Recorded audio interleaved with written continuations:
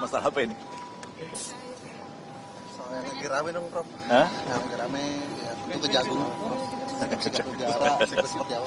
Enggak, itu enggak sama sekali dibicarakan dalam sidang kabinet hari ini. Karena hari ini pengarahan Presiden dan sekaligus juga adalah mendengarkan laporan para menteri, terutama terkait dengan masalah ekonomi dan investasi. Tadi juga Pak Erlangga Hartarto telah mencapaikan capaian-capaian dalam pelaksanaan program ekonomi 1,5 tahun perjalanan kabinet, dan kemudian juga Pak Rosan menyampaikan hal yang sama. Setelah itu juga Pak Menteri Pendidikan Nasional menjelaskan capaian-capaian yang telah diraih oleh pemerintah dalam pembangunan di dunia pendidikan kita. Sementara hal yang terkait dengan masalah Jaksa Agung, polisi itu sama sekali tidak disinggung di dalam rapat kabinet hari ini. Tapi saya melihat bahwa ada satu perkembangan yang positif, ya, cooling down, menangani kasus Pak mantan Jampitsus Pak Febri yang sudah diserahkan penanganannya kepada Kejaksaan Agung, dan Kejaksaan Agung sekarang mulai melakukan satu langkah penyidikan lanjutan sebenarnya, karena tidak memulai dengan penetapan tersangka sekali lagi, karena hanya meneruskan apa yang telah dilakukan oleh penyidik Polri, dan kemudian melanjutkan penyidikan dalam arti memperkuat alat-alat bukti, memberi saksi-saksi dan seterusnya, yang dalam proses ini sebenarnya terbuka peluang bagi KPK untuk melakukan supervisi seperti yang telah diatur dalam undang-undang, bahwa meskipun yang menyidik perkara korupsi itu adalah polisi ataupun jaksa, tapi KPK itu diberikan kewenangan untuk melakukan supervisi. Dan saya sudah mengatakan, karena sudah diserahkan kepada Kejaksaan Agung, baik kita amati sama-sama, diawasi sama-sama oleh seluruh elemen masyarakat, ya, mudah-mudahan berjalan on the track. Dan KPK juga sementara ini belum perlu mengambil alih penyidikan ini. Memang dia punya kewenangan mengambil alih dengan beberapa syarat. Ya, pertama adalah penyidikan itu berlarut-larut, nggak jelas kemana arahnya. Yang kedua, melibatkan aparat penegak hukum, itu pasti sudah Pak Febri itu adalah penegak hukum. Dan yang ketiga, perkara itu menarik perhatian masyarakat, juga menarik perhatian masyarakat, dan di atas 1 miliar. Ya, meskipun diberikan kewenangan seperti itu, tapi kalau penanganan itu on the track, betul-betul profesional dan transparan, saya kira beri kesempatan kepada Kejaksaan Agung untuk melakukan penyidikan. Kalau sudah terkumpul semua alat bukti, ya silakan Kejaksaan Agung untuk melimpahkan perkara itu ke Pengadilan Tipikor. Itu pendapat saya mengenai soal ini. Prof, tapi kan masih banyak juga masyarakat yang menilai bahwa penanganan perkara ex-Jampitsus ini di Kejagung kan seperti jeruk makan jeruk, karena ditangani oleh pihak kejaksaan juga, yang dikhawatirkan di bawah-bawahnya itu masih ada orangnya Pak Febri. Ya, karena itu sebenarnya kalau dilihat dari situ kan itu dalam lingkungan kecil. Kalau dalam lingkungannya lebih luas, sama-sama penegak hukum. Lebih luas lagi, sama-sama orang Indonesia yang nyidik. Kan jadi nggak selesai-selesai persoalannya. Jadi lebih baik kita sempitkan persoalan. Meskipun Pak Febri itu adalah mantan Jampitsus, pejabat tertinggi dalam penyidikan khusus di Kejaksaan Agung, di bawah Jaksa Agung, tapi ketika beliau berstatus sebagai tersangka, ya harus dilakukan satu penyidikan yang profesional, yang transparan, sesuai dengan KUHAP yang berlaku. Dan apabila terjadi penyimpangan, harus disadari KPK itu bisa mengambil alih soalannya. Dan masyarakat harus melakukan pengawasan, ya, baik pegiat anti korupsi, para guru besar hukum pidana, silahkan diawasi. Nah, jangan sampai KPK kemudian merasa bahwa ini penyidikan berlarut-larut, nggak jelas arahnya akan kemana.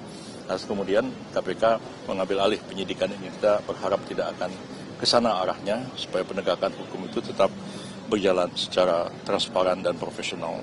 Tapi kenapa nggak dari awal mungkin ke KPK saja gitu, Prof? Ya, sudah ada pembicaraan sejak dari awal bahwa kalau kejaksaan dengan pemerintah itu kan sama-sama eksekutif di bawah presiden. Jadi bisa saja ada dua institusi itu kemudian menyepakati bahwa ini diserahkan penyidikan lanjutannya kepada Kejaksaan Agung. Kalau KPK itu bukan karena diserahkan, dia ambil alih. Beda itu. Dia ambil alih karena ada alasan-alasan tertentu.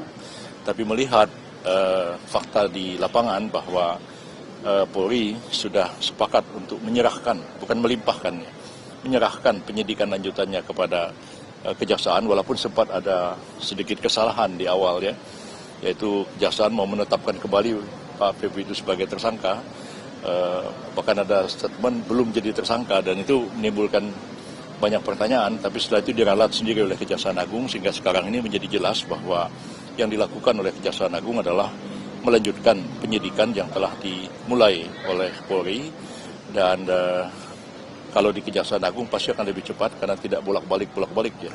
Karena Direktur Penyidikan dan Penuntutan itu ada pada satu atap di bawah Jampitsus di Kejaksaan Agung. Ada lagi yang mau tanya?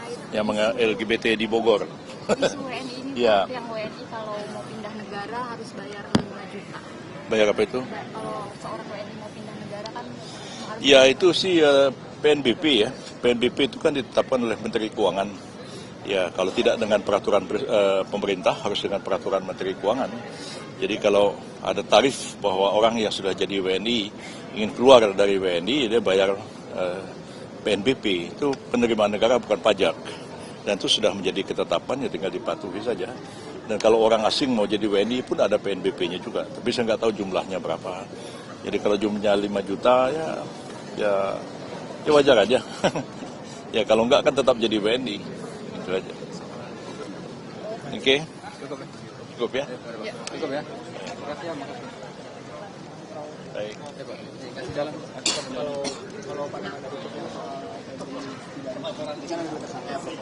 itu dan Mediagra. Ya. Yang satu ini ditahan. Jadi ini tidak ditahan mungkin dari. Kalau soal ditahan atau ditahan itu kan pertimbangan penyidik, ya. Memang yang pertama itu kan memang sudah ditahan sejak di kepolisian, kan. Jadi dilanjutkan. Pak Febri itu kan belum ditahan oleh polisi, dan penyidikannya diserahkan kepada Kejaksaan Agung, dan Kejaksaan Agung melanjutkan penyidikan itu. Dalam perkembangannya bisa aja penyidik kemudian memutuskan bahwa Pak Febri itu harus ditahan. Jadi itu sabar aja. Perkembangannya itu kan tahap demi tahap. Dan berdasarkan KUHP baru, tiap satu keputusan penyidik itu dapat di-challenge ke pengadilan. Beda dengan dulu, kalau KUHP lama kan nggak bisa. Jadi kalau seorang itu ditahan, itu kan karena alasan tertentu. Kemudian khawatir melarikan diri, kedua menghilangkan barang bukti, ketiga khawatir mengulangi kejahatan. Kalau misalnya ditetapkan, ya, orang yang ditetapkan ditahan kan bisa melakukan perlawanan ke peradilan.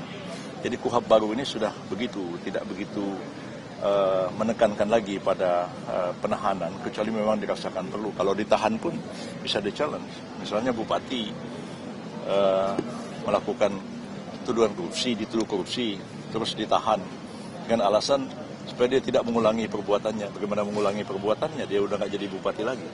Bisa contoh. Jadi coba kita lihat aspek ini. Sekarang ini KUHP baru, ya agak soft, lebih menjunjung tinggi nilai-nilai HAM, dan karena itu tidak sembarangan penyidik itu melakukan penahanan. Jadi tiap langkah penahanan, kalau dulu ditahan ya udah nyerah, sekarang ditahan, bisa dilawan di pra-peradilan. Anda misalnya Anda wartawan misalnya ditahan karena dituduh melanggar undang ITE, misalnya gitu kan, ditahan. Nah, Anda bisa lakukan perlawanan ke pra-peradilan. Jadi saya kira ini langkah positif sesudah berlakunya KUHP. Jadi soal Pak Febri itu ditahan atau tidak, kita lihat dari segi perkembangannya. Kan kita harus menghormati asas praduga tidak bersalah. Ya, jadi kalau misalnya ditahan, kan nanti akibatnya kalau dinyatakan bersalah kan dipotong masa tahanan. Kalau tidak ditahan, ya menjalani pidananya sama seperti yang diputuskan hakim. Sebenarnya sama aja. Ya. Prof, terkait pengacara Hotman Paris Prof, yang menjadi pengacaranya Pak Febri mengaitkan dengan presiden itu gimana Prof? Hotman Paris yang ingin menjadi kuasa hukum Pak Febri tapi mengait-ngaitkan dengan presiden. Ya, kalau Hotman jadi penguasa ya kita hormati ya tugas beliau sebagai advokat. Advokat itu kan penegak hukum juga, kedudukannya sama seperti jaksa, polisi, hakim, dan petugas lembaga pemasyarakatan. Jadi kalau apa yang disampaikan Pak Hotman kepada publik ya kita hormati, itu sebagai bagian dari tugas beliau sebagai seorang lawyer, advokat yang membela kliennya. Wajar aja. Tapi mengaitkan dengan presiden karena sudah lama menjadi kuasa hukum Pak Prabowo, jadi turun tangan untuk menjadi pengacara Pak Febri. Kan saya tidak tahu, enggak masalah itu. Ya, kecuali masalah perdata. Kalau perdata misalnya perusahaan A, perusahaan B, saya dulu lawyernya B, melawan perusahaan A, belakangan saya jadi lawyernya sebaliknya, itu nggak boleh. Ini kan pidana kan bukan Prabowo pribadi, Pak Prabowo presiden, bukan pribadi beliau, jadi tidak ada masalah. Dan seharusnya nggak dikaitkan dengan... Nggak melanggar kode etik advokat. Pak, tapi kalau penetapan tersangka harus lapor presiden nggak sih Pak? Nah, ya.